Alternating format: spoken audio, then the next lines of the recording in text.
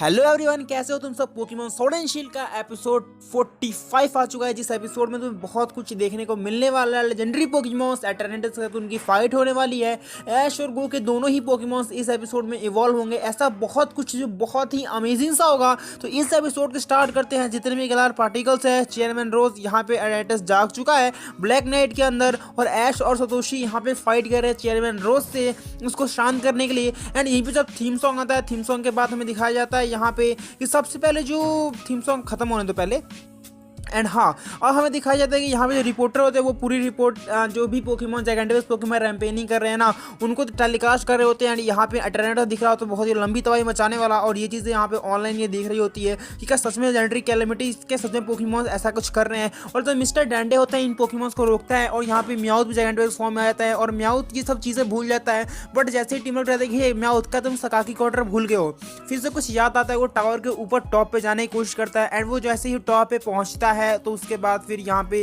वो एक attack use करता है जिसका नाम होता है डायमिक्स चार्म। एंड जैसे ही अटैक को यूज़ करता है ना, तो उससे जितनी भी पावर है वो अटर्नेटिस सोख लेता है। बिकॉज यहाँ पे लियोन जो है चार्जर्ड को डैमेज फॉर्म में लाना चाहता है, तो उसकी भी जो पावर है वो अटर्नेटिस सोख लेता है। जितने भी जो गलार पार्टिकल्स होते हैं वो सारा धीरे धीरे करके जो गलार पार्टिकल्स की पावर होती है वो अटर्नेटिस सोख लेता है अपने फाइनल फॉर्म में आने के लिए।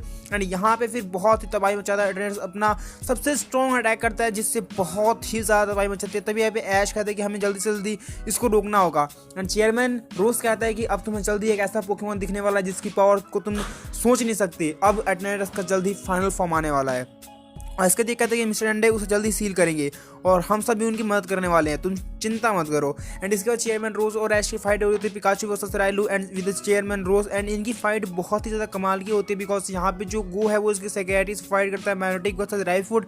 इन दोनों में बहुत ही अच्छी फाइट होती है। ऐश को एक अच्छा बचाव करते हैं, डिफेंस करता है। तभी यहाँ पे जो लियोन होता है अपने चार्जर्ड की मदद से वो अटर्नेटिस से फाइट करता है, बट इससे कोई ज़्यादा फर्क नहीं पड़ता।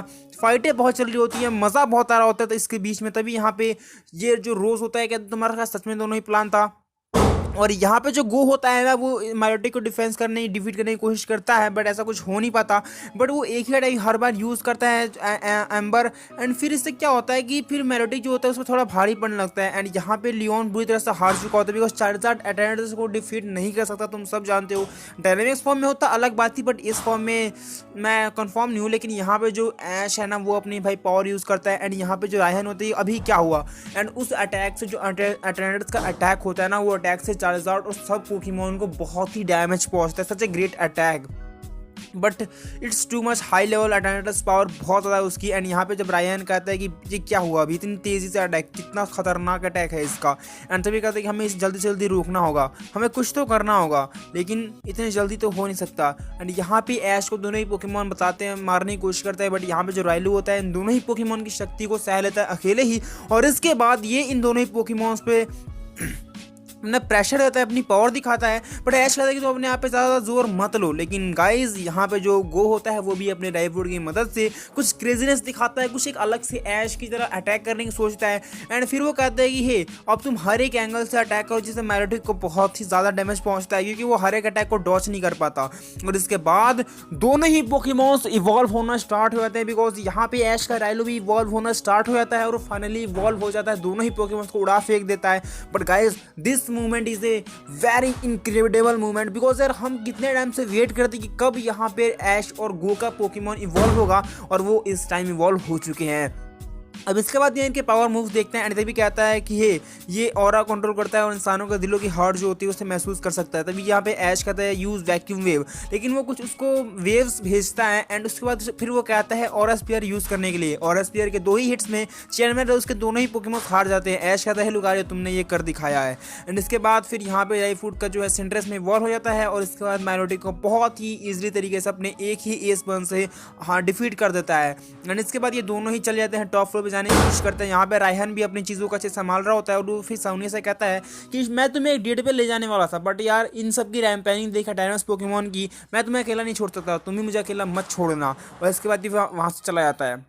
अब ऐश और को क्या करते हैं, टॉप फ्लोर पे आते हैं रायहन की मदद करने के लिए, और चेयरमैन रोज को तुमने हरा दिया। और फिर जब दोनों ही आपस के एक दूसरे के पोकेमॉन देखते हैं कि क्या ये सच में सिंडरेंस है, ये लुकारियो है, वाह हमने इतने कमाल के पोकेमॉन्स देखे हैं। दोनों बहुत ही ज़्यादा खुश हो जाते हैं एंड ये बोलते हैं अब हम कमाल कर देंगे, ये हुई ना बात। एंड उसके बाद फिर ये कहते हैं ये अब मज़ा आएगा अटेंडर्स को डिफीट करने में। और यहाँ पे जो लियोन होता है ना अपनी पावर दिखाता है, अपनी लेजेंडरी स्लैश करने की अटैक करता है, ये स्लैश, बट इससे कुछ ज़्यादा फर्क नहीं पड़ता और वो उसे मास्टर बॉल में कैच भी कर लेता है।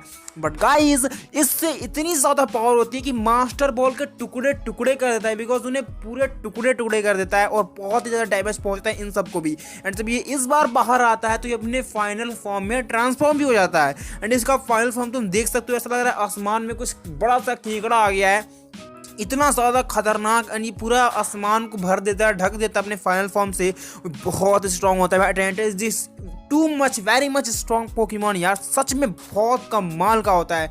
एंड ये इसका फाइनल फॉर्म था जो इसने अचीव कर लिया है। लेकिन ऐश और वो कहते हैं कि हम दोनों को इसे रोकना पड़ेगा, चलो ऐसे मिलकर ये काम करते हैं। तभी कहता है हे तुम देखो ये है गलारिजन का फ्यूचर। एंड इसके बाद यहाँ पे इसकी पावर बहुत ही ज़्यादा है, बट ऐश और गो मिलकर इसे रोकेंगे, साथ में काम करते हैं, अपने सारे अटैक्स करते हैं, जैसे लाइक ये pyro S burn, electric wave और स्पीयर, जितने भी अटैक्स करते हैं ना, कोई अटैक भाई अटेंडेंस पे काम ही नहीं करता, because attendance is a very strong Pokemon guys.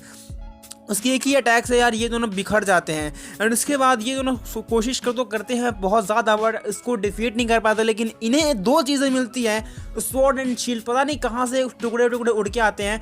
And जैसे इन्हें दोनों चीज़ें मिलती है ना, फिर वो थोड़ा ग्लो कर रही होती हैं, तो ये कहते हैं कि ये इतना चमक क्यों रहा है। एंड फिर से जब उन्हें समझ आ जाता है कि शायद से ये कुछ अच्छी चीज़ें हैं, और उन दोनों को साथ में उठाकर जब ये कंबाइंड करते हैं, तो अब यहाँ से निकलती है भाई लेजेंडरी पोकेमॉन की पावर। और अब ये दिखाते हैं अपना कमाल, गलार पीपल को और हर एक पोकेमॉन को बचाएंगे गो और ऐश। यही है गलार के हीरोज जो कि बचाने वाले हैं गलार रीजन को। ये दोनों ही लेजेंडरी पोकेमॉन्स को बुलाते हैं, Sword and Shield legendary Pokemons Zamazenta और जैसियन। अब दोनों ही पोकेमॉन्स आ चुके हैं, दोनों ही लेजेंडरी पोकेमॉन्स अब खड़े हैं अटेंडेंस के सामने। अब क्या होगा, क्या ये दोनों पोकेमॉन्स उसको डिफीट कर सकते हैं?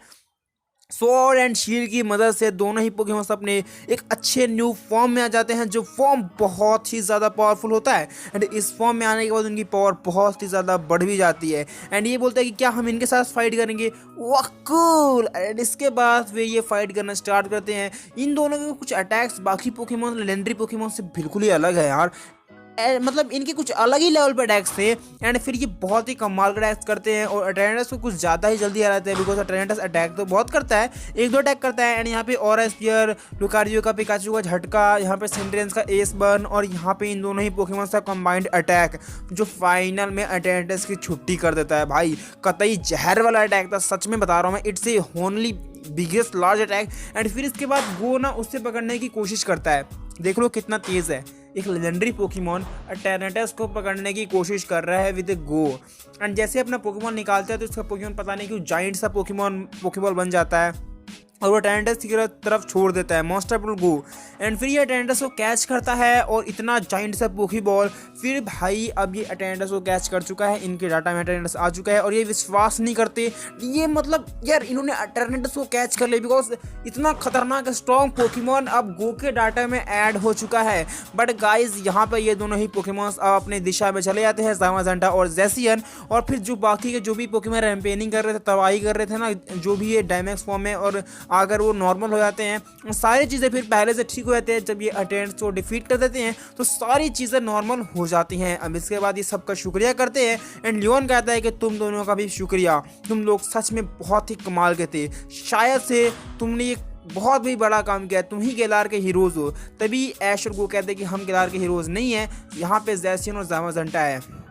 और ये फिर जो चेयरमैन रोज होते हैं उन्हें ढूंढने में, डेंडे उन्हें ढूंढता है, उनकी मदद करता है। और जो अटेंडेंस होता है उन्हें ज़मीन के नीचे, बहुत ही नीचे, उसे एक ऐसी केस में रखा जाता है ना जिससे संतुलन उसका बना है और बाहर कभी ना आ पाए। और फिर यहाँ पे जो सोनिया होती है उसको भी प्रोफेसर का एक किताब मिल जाता है, उसे कोट मिलता है।